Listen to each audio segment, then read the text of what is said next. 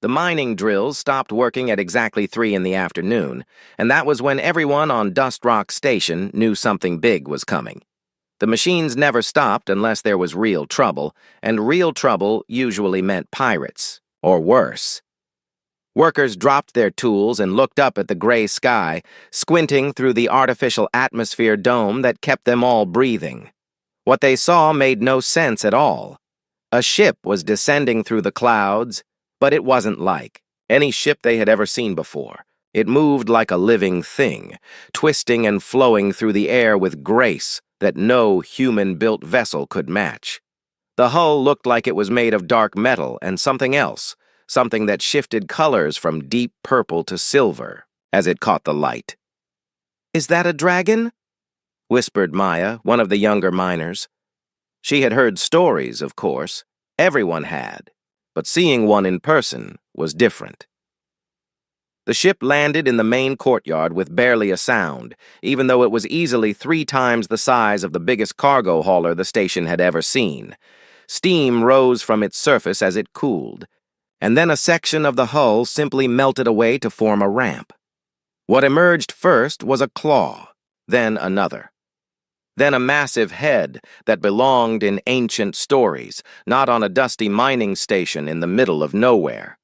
The dragon was enormous, easily 40 feet from nose to tail tip, with scales that seemed to contain their own light. Cybernetic implants ran along her neck and shoulders, glowing with soft blue energy that pulsed in rhythm with her breathing. But what really caught everyone's attention was what she carried. Cradled gently in her front claws was a small human. Child, maybe 4 years old. He had messy brown hair and wore simple clothes that looked too big for him. The boy didn't cry or struggle or show any fear at all. He just sat there quietly, looking around with wide eyes that seemed to take in everything and nothing at the same time. Station Administrator Harris stepped forward on shaking legs. He was a practical man who dealt with quotas and supply shipments and worker complaints. He was not equipped to handle galactic royalty showing up on his doorstep. Your Majesty, he stammered, because even on a backwater mining station, everyone knew who Empress Karaleth was. She ruled 3 star systems and commanded fleets that could crack planets. We weren't expecting... "I do not announce my movements to mining administrators," the dragon said, and her voice was like distant thunder. But when she looked down at the child in her claws, her tone became gentle. "The child requires socialization. Your species builds places for this purpose, yes?" Harris blinked. Places for young ones to interact with others of their kind. To learn. To play. She gestured with her massive head toward the residential section of the station. "I have observed your colonies. You create spaces with equipment designed for juvenile entertainment and development." It took Harris a moment to realize she was talking about the playground, the little area near the housing blocks where the families let their kids run around after school, a few swing sets and climbing bars that the maintenance crew had welded together from scrap metal. It wasn't much, but it was the only thing like it for dozens of light years. "You want to use our playground?" Harris asked, still not quite believing. This was happening. "The child has been isolated," Karaleth explained. "He requires exposure to others. Your young ones are less intimidating than mine would be." She set the boy down carefully on the ground. He stood there for a moment, looking up at all the adults staring at him, then wandered over to examine a nearby mining cart. He ran his small hands along the metal frame, tracing the joints and hinges with obvious fascination. "What's his name?" asked Dr. Webb, the station's medical officer. She had 3 kids of her own and knew something was different about this one. The way he moved, the way he didn't seem to hear when people talked to him. "Tommy," Karaleth said. "He is... special." That was an understatement. Tommy didn't respond to his name when people called it. He didn't make eye contact or smile at the other children who had started gathering at a safe distance. He seemed lost in his own world, one that nobody else could enter. But when Karaleth lowered her great head toward him, Tommy reached out without hesitation and touched her snout with both hands. It was the first real interaction anyone had seen from him, and the dragon's eyes actually seemed to soften. "He's not afraid of you," Harris observed. "Fear is learned," Karoleth replied. "Tommy has not learned it yet." Over the next hour, word spread through the station like wildfire. The Dragon Empress had come to use their playground. Families emerged from their quarters, children hiding behind their parents' legs as they got their first look at a real dragon. The adults were just as nervous, but they were trying to hide it better. Tommy wandered through the small crowd with complete indifference to the attention. He was more interested in the mechanical things around him. He spent 10 minutes studying how the door to the residential block opened and closed, running his fingers along the track it slid on. "Has he always been like this?" asked Beth Morrison, whose own son was about Tommy's age. She watched as Tommy ignored her boy's attempts to show him a toy spaceship. "Since I have known him," Karoleth said. Her voice carried a note of sadness. That surprised the humans. They hadn't expected a Dragon Empress to sound like a worried parent. "He is between things, neither fully one nor the other." "One or the other what?" Harris asked. Karoleth studied the administrator for a long moment, as if deciding how much to reveal. "That is not a simple question to answer." As the day wore on, Tommy finally made his way to the actual playground equipment. The other children watched from a distance as he climbed onto a swing, but instead of trying to make it move, he crouched down and examined the chains that held it up. He traced each link with his fingers, tested how they connected to the seat. "He's looking at it like a puzzle," observed Maya, who had been watching the whole scene unfold. "Everything is a puzzle to him," Karoleth said quietly.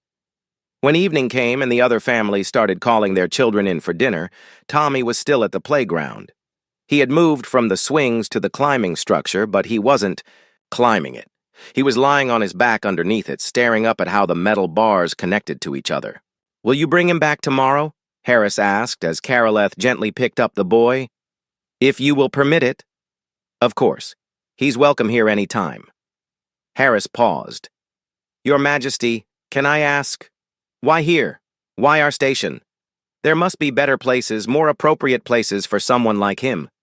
Karoleth looked around at the simple playground, the modest housing blocks, the industrial equipment everywhere. It wasn't much compared to the palaces and academies she could have taken Tommy to on any of dozens of worlds. "Sometimes," she said, "the most appropriate place is the one where no one expects anything more than acceptance." That night, after the dragon ship had departed, the people of Dust Rock Station sat in their common areas and tried to process what had happened. Children who had been too shy to approach Tommy that day now boasted about how close they had gotten to a real dragon. Adults wondered what it meant that the most powerful being in 3-star systems had chosen their humble outpost for whatever Tommy needed. But in the maintenance bay, old Cal Peterson was thinking about something else entirely. He had watched that boy examine every piece of equipment he could get close to, and there had been something familiar about the way Tommy moved, the way he looked at mechanical things. Cal had been fixing machines for 40 years. He knew the look of someone who understood how things worked, even when they couldn't explain it. Tommy had that look, but there was something else there too. Something that didn't quite fit. Tomorrow, Cal decided, he was going to pay more attention to the Dragon Empress and her strange little boy. Because in his experience, when something didn't fit the way it should, there was usually a very interesting reason why. 3 days had passed since the Dragon Empress first brought Tommy to the playground, and the routine was becoming normal in the strangest possible way. Every afternoon at 2 o'clock, the biomechanical ship would descend from the gray sky and land in the courtyard. Karoleth would emerge with Tommy cradled gently in her claws, set him down near the playground, and then settle herself nearby to watch. The other children had stopped being afraid. Kids adapted faster than adults, and Tommy's complete lack of fear made him seem less dangerous somehow.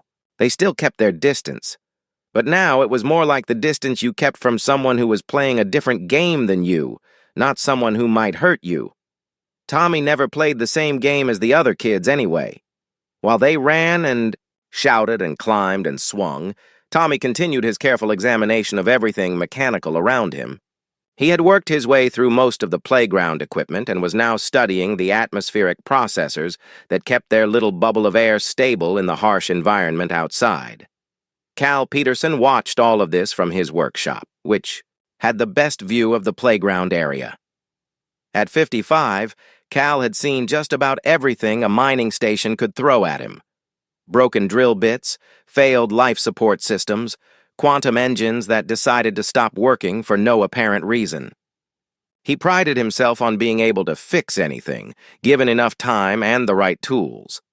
But Tommy was starting to bug him, and not in a bad way. It was more like when you heard a noise in an engine that you knew meant something important, but you couldn't quite figure out what yet.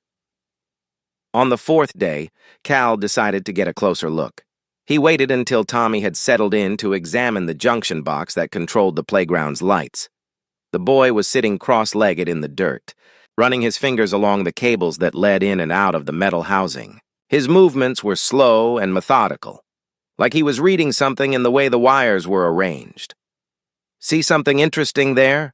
Cal asked, keeping his voice gentle. He had worked around enough scared kids to know how to approach carefully. Tommy didn't look up or acknowledge that Cal had spoken, but his fingers paused on a particular section of cable, and Cal noticed something that made him crouch down for a better look. The cable Tommy was touching was slightly loose in its connector. Not enough to cause problems yet, but enough that someone with sensitive fingers might feel the difference. Cal had been meaning to tighten that connection for weeks, but kept forgetting about it. "You feel that wiggle in there?" Cal asked. "That's going to be a problem someday if we don't fix it." Still no response from Tommy, but the boy's fingers moved to trace the exact path the loose connection would take if it failed completely. From the junction box to the main power relay to the residential block's backup systems. Cal felt a chill that had nothing to do with the station's recycled air. There was no way a 4-year-old could know about electrical load paths and backup systems. There was no way anyone could know that just from touching a cable. But Tommy's finger was now pointing directly at the backup relay housing, 40 feet away and hidden behind a maintenance panel. "How did you—" Cal started to ask, then stopped, himself. Tommy wasn't going to answer questions, but maybe he didn't need to. Cal spent the rest of the afternoon watching Tommy move around the playground area. Everywhere the boy went, he found small problems that Cal knew existed but hadn't gotten around to fixing. A loose bolt on the swing set, a seal that was starting to wear out in the water recycling system, a mounting bracket that had developed, a hairline crack. Tommy didn't try to fix any of these things. He just found them, examined them with his fingers and eyes, and then moved on, like he was conducting some kind of invisible inspection that nobody else could see.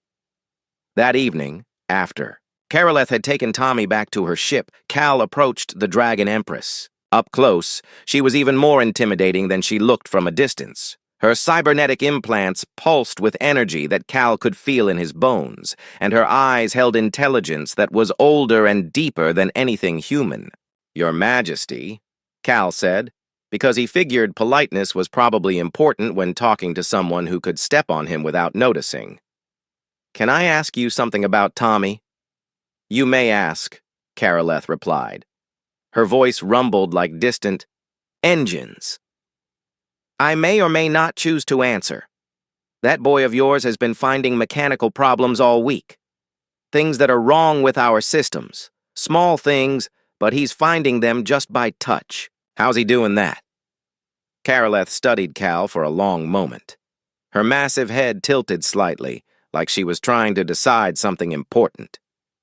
"What do you know of hybrid genetics, human?" Cal blinked. That wasn't the kind of answer he had been expecting. "Hybrid what now?" "Tommy is not entirely human," Karoleth said quietly. "Nor is he entirely dragon. He is something that should not exist according to the science of both our species.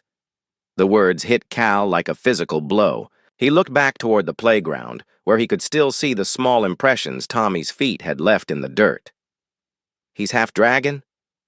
The process was attempted long ago, when my people first encountered yours. Most subjects died. Those that survived were... She paused, searching for the right words. Incomplete. Mad. Unable to integrate the dual nature of their inheritance. But Tommy's not mad. No. But he is also not whole. His human mind protects itself by retreating from the dragon consciousness that tries to emerge.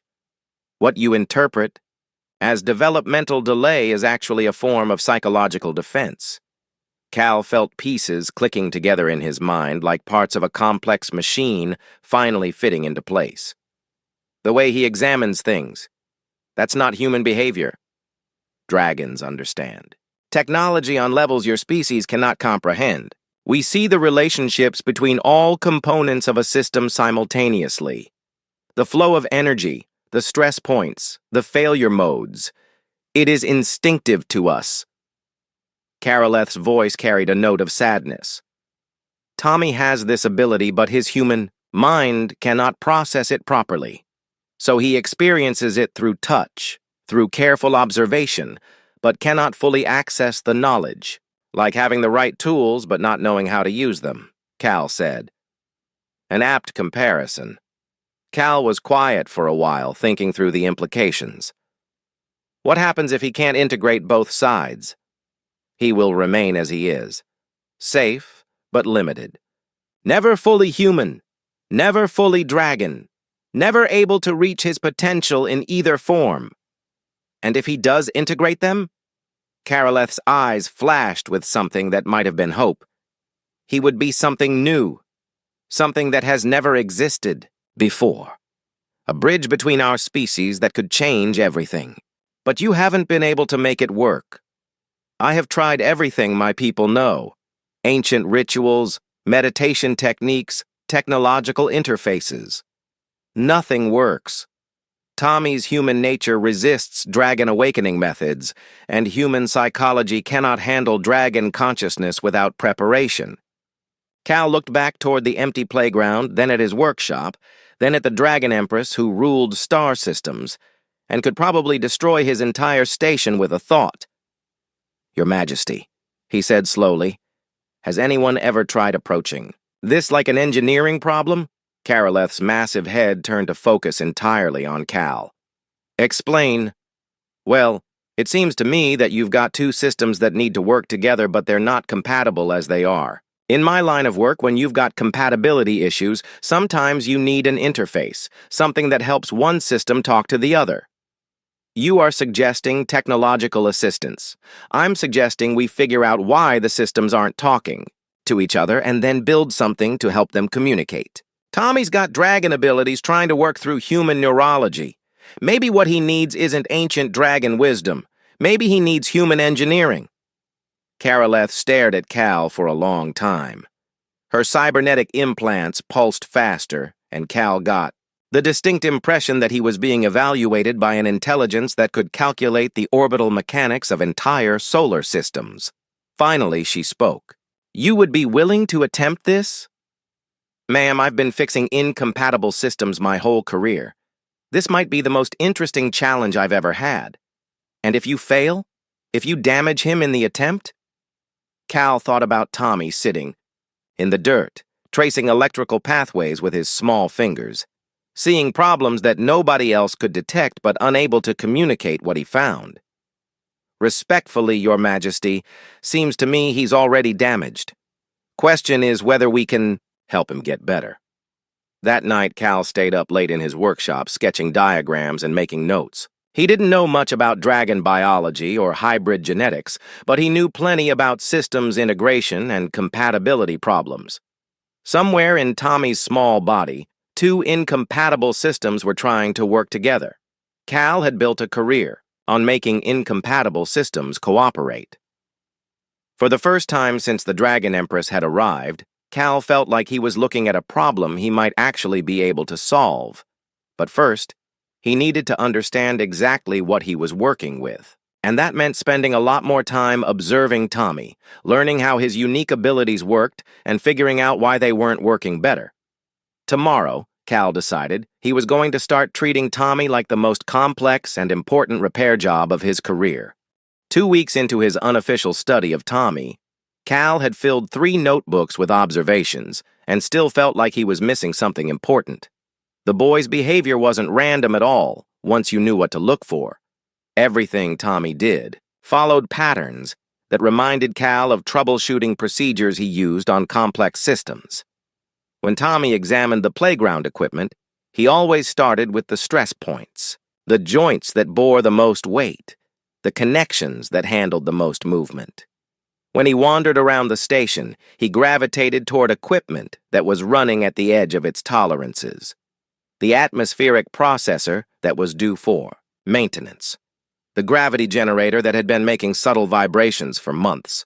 The power coupling that Cal knew would fail someday, but hadn't gotten around to replacing yet. Tommy found problems the way a scanner found metal. Automatically, without thinking about it, like he was built for it. Which Cal was beginning to realize he probably was. He doesn't see machines the way we do, Cal explained to Dr. Webb over coffee in the station's small cafeteria. When I look at that drill over there, I see individual components. Motor, power coupling, drill head, control systems. Tommy sees the whole thing as one connected system. Dr. Webb nodded thoughtfully. She had been observing Tommy, too, from a medical perspective. His brain scans are unusual, lots of activity in areas that normally don't develop until much later, in childhood. And some areas that don't typically show that kind of activity in humans at all. What kind of areas?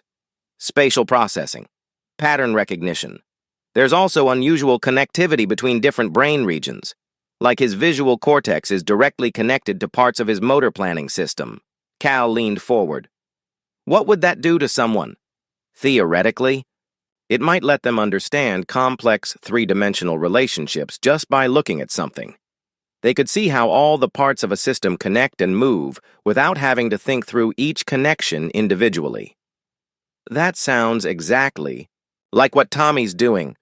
It is, but the connections are unstable. They flicker in and out, like his brain can't maintain them consistently. And when they're active, they seem to overwhelm his normal language and social processing areas. Cal thought about this while watching Tommy through the cafeteria window. The boy was examining the seals around the airlock door, running his small fingers along the rubber gaskets that kept their atmosphere from leaking into space. To most people, it looked like meaningless fidgeting. To Cal, it looked like a professional inspection. Doc, what would happen if someone's brain was trying to process information in 2 completely different ways at the same time? Depends on how different. Minor differences, you might get some confusion, maybe headaches. Major differences. She shrugged. The brain would probably shut down the newer processing method to protect the older, more established ones. What if the newer method wasn't actually newer? What if it was just different? Dr. Webb studied Cal's face. You're thinking about what the Empress told you, about Tommy being a hybrid. I'm thinking that maybe Tommy's brain isn't damaged or delayed. Maybe it's trying to run 2 completely different operating systems at the same time, and they keep interfering with each other. That afternoon, Cal decided to try something new. Instead of just watching Tommy, he started working alongside him. When Tommy crouched down to examine the power coupling on the main mining rig, Cal crouched down next to him with his tools. See, this connection here, Cal said, pointing to the coupling Tommy had been studying. It's getting loose. Probably needs to be tightened before it causes problems. Tommy didn't respond verbally, but his fingers moved to trace the exact bolts that needed attention. Without any guidance, he pointed to the specific tool Cal would need from his kit. Yeah, that's the one, Cal said, pulling out the right wrench. You've got good eyes for this stuff. As Cal worked, Tommy watched intently, not the way most kids watched adult work with casual interest or boredom. Tommy watched like he was memorizing every movement, understanding not just what Cal was doing, but why it worked. When Cal finished tightening the coupling, Tommy immediately moved to the next potential problem area, A support bracket that had developed stress fractures from years of vibration. Again, Tommy's fingers found the exact spots where the metal was weakening. "You can feel that, can't you?" Cal asked. "The places where things are getting ready to break." Tommy looked up at Cal for just a moment. Eye contact. Brief, but it was there. "I think you understand a lot more than people realize," Cal continued, keeping his voice gentle. "I think you see how all this stuff works together, but you can't tell anyone about it because the words don't come out right." Tommy's hand moved to rest on Cal's toolkit. His fingers traced the outline of each tool through the fabric, like he was cataloging their shapes and purposes. Over the next few days, Cal and Tommy developed an odd kind of partnership. Cal would bring his tools to whatever area Tommy was examining, and Tommy would guide him to problems that needed fixing. They didn't talk much, mostly because Tommy couldn't, and Cal had learned that sometimes quiet communication worked better anyway. But Cal was learning things about Tommy that nobody else had noticed. The boy's understanding of mechanical systems wasn't just intuitive, it was sophisticated.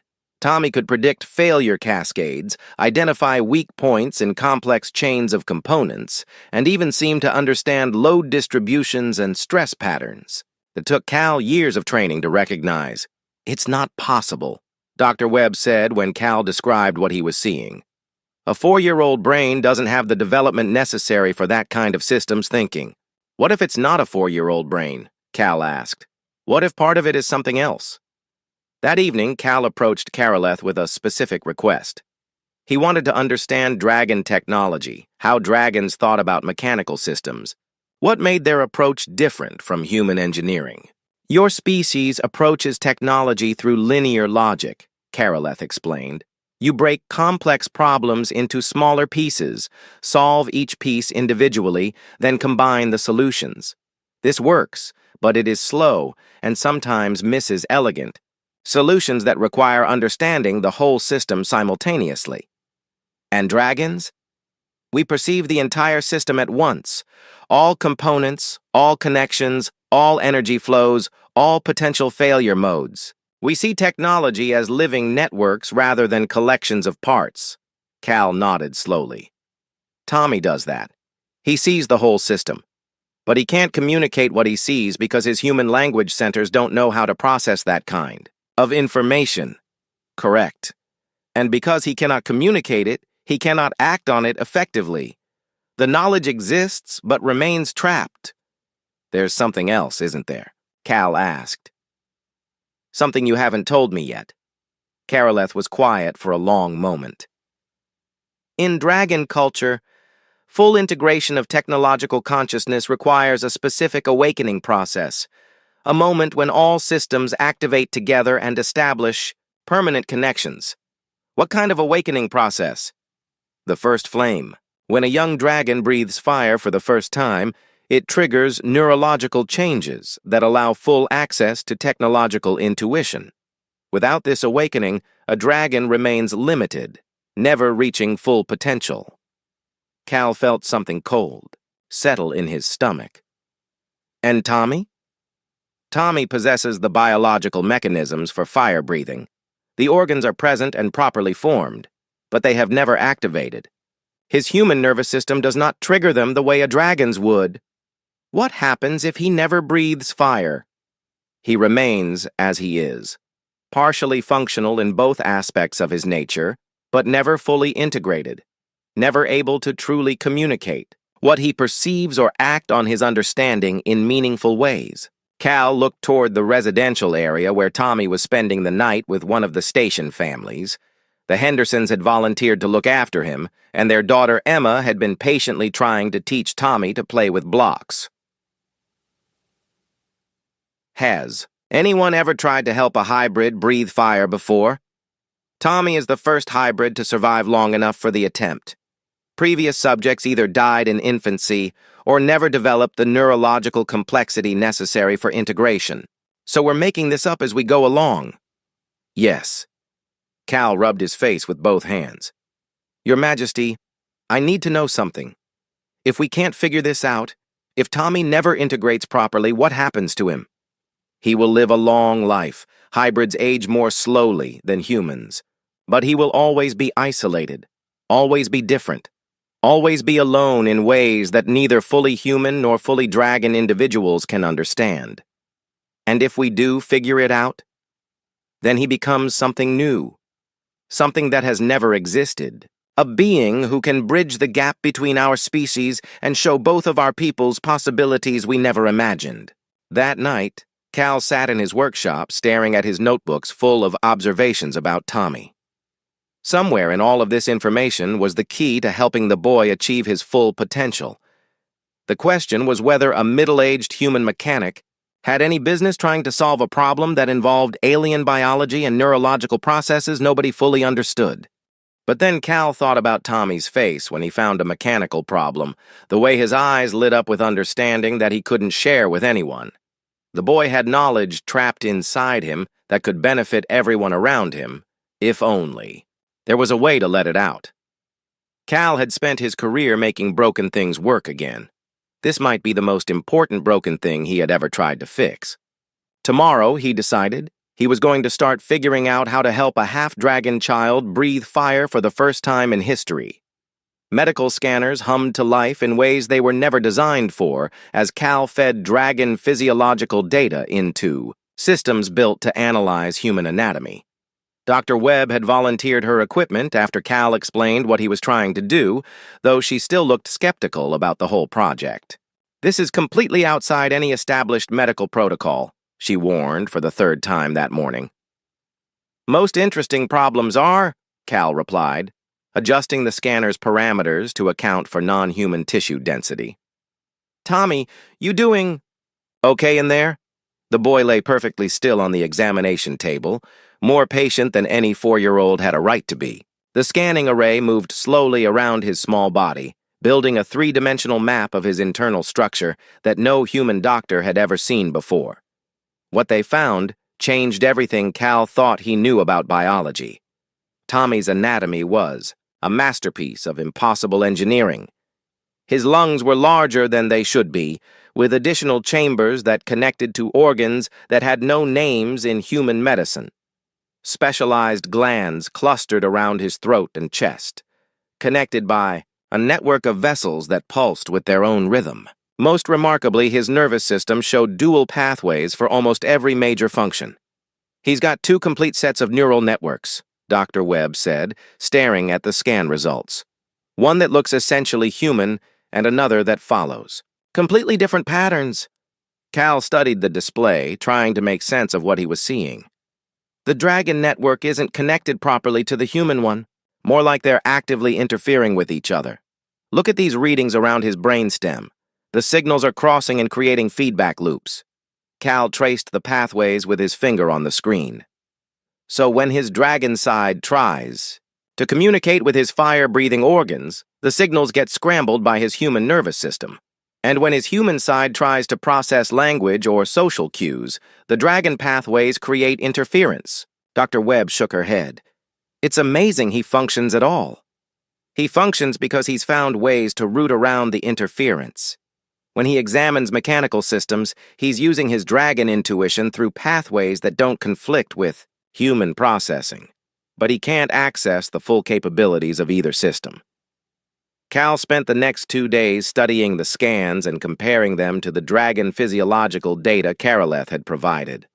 The more he learned, the more convinced he became that this was fundamentally an engineering problem. Tommy had all the right components, but they weren't synchronized. Dragonfire wasn't just biological, Cal discovered. It was a controlled fusion reaction that required precise timing between multiple organ systems. The specialized glands had to release specific chemicals in exact sequences. The modified lung chambers had to achieve particular pressure differentials. The neural pathways had to coordinate it all with split-second timing. In a normal dragon, this happened instinctively. The nervous system was designed for it from birth. But Tommy's human neural patterns couldn't generate the complex, simultaneous signals required. His dragon organs were like a sophisticated engine connected to the wrong control system. "What, if we built him a better control system?" Cal asked Dr. Webb over dinner in the station cafeteria. "You mean like a pacemaker?" More complex than that. A device that could read his intentions and translate them into the precise neural signals his dragon organs need. Something that bypasses the interference between his human and dragon nervous systems. Dr. Webb looked thoughtful. Theoretically possible, but incredibly dangerous. You'd be interfacing directly with his nervous system. One mistake could paralyze him or worse. And if we don't try, he stays the way he is. Cal looked through the cafeteria window at Tommy, who was sitting in the playground examining the molecular structure of a metal bolt with the kind of focused attention most adults couldn't maintain for 5 minutes. I've been thinking about what Karoleth said, about the first flame being a triggering event. What if it's not just about breathing fire? What if it's about proving to his nervous system that the dragon pathways can work? You mean like a successful test that convinces his brain to accept the dragon processing methods? Exactly. Right now, his human brain is protecting itself by suppressing the dragon systems because they seem chaotic and unreliable. But if we could help him breathe fire once, successfully and safely, maybe his brain would start integrating the two systems, naturally. Dr. Webb was quiet for a long moment. You're talking about building a device that could fundamentally change how his brain works. I'm talking about building a device that lets his brain work the way it was meant to. That night, Callie worked until dawn designing the interface. It was unlike anything he had ever built before, requiring components from life support systems, quantum processors, and neural monitoring equipment. The device would need to read Tommy's brain activity, identify his intentions, and generate the precise neural stimulation patterns his dragon organs required. But the real breakthrough came when Cal realized he didn't need to understand dragon neurology completely. He just needed to understand Tommy's version of it. Over the past weeks, Cal had observed hundreds of examples of Tommy's dragon intuition in action. The way he identified mechanical problems, the patterns he traced with his fingers, the systems he gravitated toward. All of that was his dragon consciousness, trying to express itself through limited pathways. Cal could use those observed patterns to calibrate the interface. Instead of guessing what signals Tommy's dragon organs needed, he could base the device on what Tommy was already trying to do. The next morning, Cal presented his plans to Karoleth.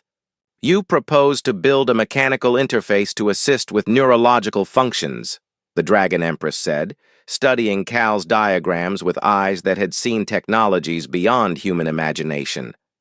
Temporarily, Cal emphasized.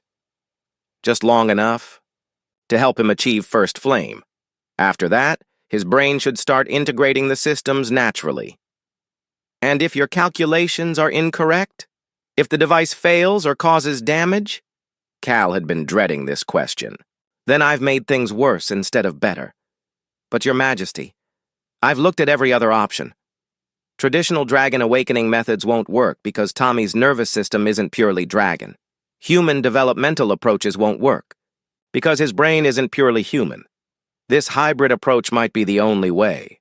Karoleth studied the designs for a long time. Her cybernetic implants pulsed faster as she processed information at speeds Cal could barely imagine. Your solution is elegant, she finally said. You propose to treat his hybrid nature as an advantage rather than a problem. Use human engineering to bridge the gap between incompatible biological systems. Tommy's already shown us he can do things neither pure humans nor pure dragons can do. He just needs help accessing those abilities. The device you describe would need to be built with extraordinary precision.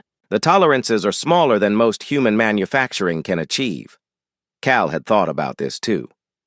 I'll need help from you, from Dr. Webb, probably from other people on the station. This isn't something I can do alone. You are asking me to risk the only successful hybrid in recorded history on an untested technology built by a mining station mechanic. The words hung in the air between them. Cal felt the weight of what he was proposing. Tommy wasn't just Karoleth's ward or an interesting medical case. He was the bridge between two species, the proof that cooperation was possible, the hope for a future neither humans nor dragons could achieve alone. Yes, Your Majesty, Cal said quietly. That's exactly what I'm asking. Karaleth looked toward the playground where Tommy was conducting his daily examination of the station's infrastructure. The boy had found a loose connection in the communication array that morning, guiding Cal to it with the same patient precision he showed for everything mechanical. Very well, she said. We will attempt your solution. But understand, human, that if this fails, if Tommy is harmed by your device, the consequences will extend far beyond this station. Cal nodded. He understood the stakes. But as he watched Tommy trace the path of electrical current through a control panel with his small fingers, seeing connections and patterns that would take Cal hours to analyze, he knew they had to try. Tommy deserved the chance to be whole. And maybe, just maybe, human engineering could give him that chance. Empty cargo containers had been stacked around the edges of Bay 7 to create safety barriers, though everyone knew that if something went seriously wrong, sheet metal wouldn't make much difference. Most of the station's population crowded. Behind the protective barriers, watching the small platform Cal had set up in the center of the bay. Tommy sat cross-legged on a simple metal chair, looking tiny and vulnerable with Cal's biomechanical interface attached to his neck and temples. The device was no bigger than a deck of cards, but it had taken 3 weeks and the combined expertise of the entire station to build. Crystalline processors borrowed from the quantum communication array. Biocompatible conductors stripped from the medical bay's finest equipment. Pressure sensors recalibrated from the atmospheric systems. All readings are stable, Dr. Webb reported from her monitoring station. Neural activity is within normal parameters for Tommy. The interface is synchronized and ready. Cal knelt beside Tommy's chair, his hands shaking slightly as he made final adjustments to the device. 3 weeks of 18-hour days had led to this moment, and he was terrified that his calculations were wrong. Okay, buddy, Cal said softly. Remember what we practiced. You don't have to force anything. Just think about what you want to happen, and let the device help you do it. Tommy looked up at Cal with eyes that seemed older than his 4 years. Over the past weeks, as they had worked together to prepare for this moment, Tommy had become more responsive. Not exactly talkative, but more present somehow, like the promise of finally being able to express what he felt inside had awakened something human in him. The interface will read your intentions and translate them into the signals your dragon organs need, Cal continued. All you have to do is want to breathe fire. The device will handle the technical parts. Tommy nodded once, then closed his eyes and took a deep breath. The interface began to glow softly as it detected the first stirrings of intention in Tommy's nervous system. Cal watched the readouts on his portable monitor, seeing the device identify and amplify the weak dragon neural patterns while filtering out the human interference that had blocked them for so long. For a moment, nothing happened. Tommy sat perfectly still, breathing normally, the interface humming quietly as it processed his neural activity. Then the readings changed. Something's happening, Dr. Webb called out. I'm seeing activation in organ systems that have never shown activity before. The interface began pulsing faster as it detected Tommy's dragon organs responding to properly formatted neural signals for the first time in his life. Chemical glands activated in sequence. Modified lung chambers began building. Pressure. Neural pathways that had been dormant suddenly blazed with activity. But something was wrong. The readings were climbing too fast. Cal, Dr. Webb's voice carried a note of warning. Pressure differentials are exceeding safe parameters. Cal looked at his own readouts and felt his heart skip. The interface was working perfectly, translating Tommy's intentions into precise neural commands. But Tommy's intentions were more powerful than Cal had anticipated. The boy wasn't just trying to breathe fire. He was trying to express years of trapped understanding, frustration, and longing all at once. Tommy, Cal said urgently, you need to pull back a little, start smaller. But Tommy's eyes remained closed, his small face showing concentration deeper than anything Cal had seen from him before. The boy was finally accessing his full dragon consciousness for the first time, and the experience was overwhelming in ways Cal hadn't anticipated. The interface readings spiked into dangerous territory. Pressure levels that could rupture organs, chemical concentrations that could poison human tissue, neural activity that approached seizure thresholds. "Shut it down," Dr. Webb shouted. "He's going to hurt himself." Cal's hand moved toward the emergency stop button, then hesitated. On his monitor, he could see something incredible happening. Tommy's dual nervous systems weren't fighting each other anymore. For the first time in his life, human and dragon neural networks were synchronizing, working together instead of creating interference. This was the integration Karaleth had described, the moment when Tommy could become truly whole. If Cal stopped. "The process now, they might never get another chance." "Cal, shut it down," Dr. Webb repeated. Instead, Cal did something else entirely. He reached out and took Tommy's small hand in his own. "Tommy," he said quietly, "I know this feels big. I know you want to let everything out at once. But remember what we learned about mechanical systems. You don't fix everything at once. You start with one connection, test it, make sure it works, then move to the next one." Tommy's grip tightened on Cal's hand. The readings stopped climbing but remained dangerously high. "Think about the playground swing," Cal continued. "You don't push it as hard as you can the first time. You give it a little push, see how it moves, then push it a little harder, step by step." On the monitor, Cal watched Tommy's neural activity begin to stabilize. The boy was learning to control his newly integrated consciousness in real time, using the mechanical thinking that had always been his bridge between worlds. "That's it," Cal said. "Small steps, one system at a time." Tommy's breathing changed, becoming deeper and more controlled. The interface readings settled into patterns that looked sustainable. Chemical production leveled off, pressure differentials stabilized. And then, with no warning except a slight flicker in Tommy's eyes, silver fire erupted from his small mouth. It wasn't the wild, uncontrolled flame Cal had feared. It was precise, beautiful, contained. A stream of plasma that burned with perfect temperature and pressure, lasting exactly as long as Tommy intended and stopping cleanly when he was finished. The cargo bay fell completely silent. Tommy opened his eyes and looked around at all the adults staring at him in amazement. For the first time since Cal had met him, the boy smiled. "Good job, kid," Cal said, his voice rough with emotion. Tommy turned to look at Cal directly, maintaining eye contact in a way he had never been able to do before. When he spoke, his voice was clear and confident. "Thank you for helping me work." The simple sentence hit Cal like a physical blow. Not just because Tommy was speaking clearly for the first time, but because of what he had chosen to say. Not, "Thank you for fixing me," or "Thank you for helping me breathe fire." "Thank you for helping me work." Tommy understood exactly what had happened. His dragon and human sides weren't separate anymore. They were integrated components of a single, functioning system. And like any complex system, they worked better when all the parts were properly connected.